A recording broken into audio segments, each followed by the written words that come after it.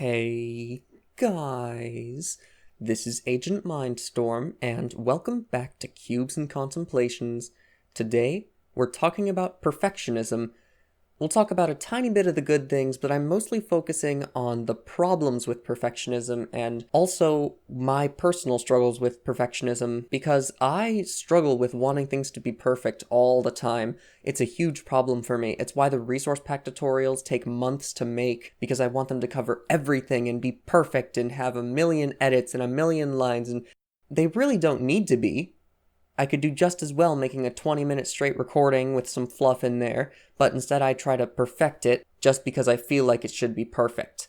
You know what perfectionism is. I don't need to explain it, but just so we're on the same page, I'm calling perfectionism a desire to make something perfect no matter how long it takes. Let's start with the good, because there actually are some good things about perfectionism, even though you commonly hear it in a negative way. When something that a perfectionist makes is completed, it's usually very polished. One example of a game that is definitely made by perfectionists is the game Black Mesa. It started development in 2005. Over 10 years they developed most of the game, and then the last 5 levels took them an additional 5 years to make. The final product, Black Mesa, the full game that finally released in 2020, is really good. It's fun, and it's good, but it took them 15 years to make. Also, another good thing about perfectionists, better than video game production, is they're required for dangerous projects. Space travel comes to mind. You wouldn't want someone who's not a perfectionist doing the math for your space shuttle, because you need to consider every single possible factor and everything that could go wrong and have all of your bases covered, because the last thing you want is something like the Challenger disaster to happen. So that's why you would want a perfectionist doing space travel stuff, because they would be people to check everything twice and make sure that everything will be running smoothly. And of course, bridge construction, just another random example I pulled out of my hat. I'm pretty sure there are architects whose entire jobs are just to design bridges, and that's because there is so much to know about there. You've got to know about weight distribution, maximum weights, what materials to use, how to make it stand up over time. If you're building a really big bridge, you have to consider the curvature of the earth, you have to consider how you would actually build it in the first place, you'd have to consider hiring the companies to build it. I mean, of course, you can contract these things out to get other people to do them, but if you were the actual architect building it, yeah, you need to be a pretty good perfectionist and make sure that everything is right before you give the plans to somebody else. Now let's swap over to talking about the bad. The worst thing I'd say about perfectionism is that when you are trying to perfect something, you don't have a solid boundary or due date. A phrase you commonly hear when people are being perfectionistic. Is that a word? Perfectionistic? When people are being perfectionists, they'll commonly say, "It's ready when it's ready," which means it'll be ready when the creator thinks it's ready. This can result in scenarios where something never comes out because people keep going back and changing things and testing it again and again and making sure that everything they like is good, but then they're like, oh, I don't like this thing, so I should go back and redo all this, and that cycle will continue for a long, long time, much longer than it would need to be, because even if it's not perfect, you should probably push it out before you spend another year on minor issues. Without a solid due date, you don't make priorities. You have an unlimited amount of time to do anything, so you'll go down really long, pointless rabbit holes and complete unimportant things that not many people care about, but you think are interesting and you think are required to be perfect. Sometimes it isn't worth it to try to get every single detail down to the tiniest little thing correct, but perfectionism makes you want to get it correct all the time. The idea of opportunity cost, which is the idea that everything you're doing should be valuable because you could also be doing something else valuable at that time, is just completely out the window when you're a perfectionist, because there is no opportunity cost, because there is no cost, because you have no limits on your time.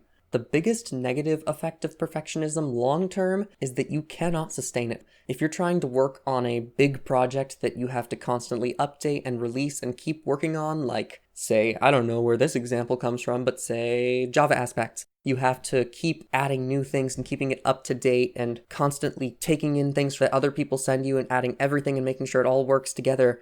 It's just impossible to keep doing that for a long period of time without feeling burnt out.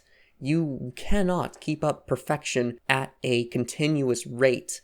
That's why perfect quote-unquote projects take so long to make, is because you can't rush it.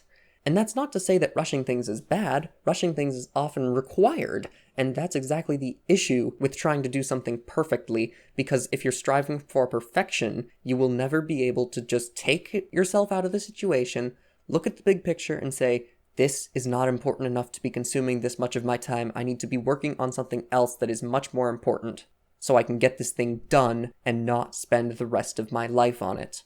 Personally, I really think I struggle with perfectionism. I just told you all these negatives, and I still end up trying to be perfect about everything because I feel like that's the standard now, and I feel worse if I am not doing my absolute best. If I'm not doing my perfect level, I'm failing, because the expectation is that I'm going to be perfect all the time. So if I'm suddenly not perfect, then I'm below expectations. I really want to work on this. I want to be better at just letting things go and not caring, but it's difficult. It feels like everything's headed in a direction where perfectionism is necessary instead of being exemplary.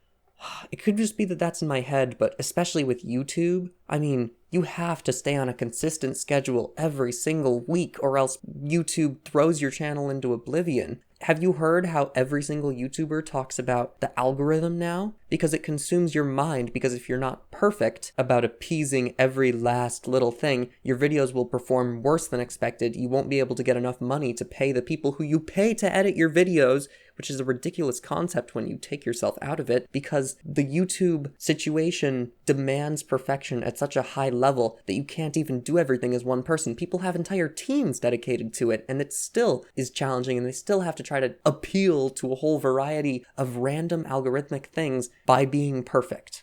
If I let the standards for my videos drop, I won't be as happy with them, but I bet they would probably still perform similarly, because what really affects how videos perform is not the content of the video, it's the thumbnail, it's the title, it's your consistency, and it is your existing fan base. When I wrote out the notes for this video, I didn't plan to go on that tangent about YouTube at all, but I think it really ties into how perfectionism can negatively affect something and perpetuate a cycle. And that cycle on YouTube has just gotten to a point that is so horrid, I can't see a way to get out of it. This is about the end of this video, though. This is actually shorter than most of my Cubes and Contemplations, but I would prefer to keep them more around this length rather than 15 and 20 minutes. 15 minutes is actually a lot longer than a lot of people want to watch a single video for. I mean, usually people only stick around for 3 or 4 minutes, so can you imagine trying to ask someone to stick around for 20 about a topic that they are not even sure they're interested in? It just wouldn't work. So instead, I'm just going to take my own advice, put less effort into writing out notes and expanding on every single thought I have, and instead just talk about what I actually need to talk about and then get the video done. Do you struggle with making everything perfect like me? Tell me in the comments below. I like to have discussions in the comments of Cubes and Contemplations. But for now, I do want to tell you all, thanks for watching, and I will see you later.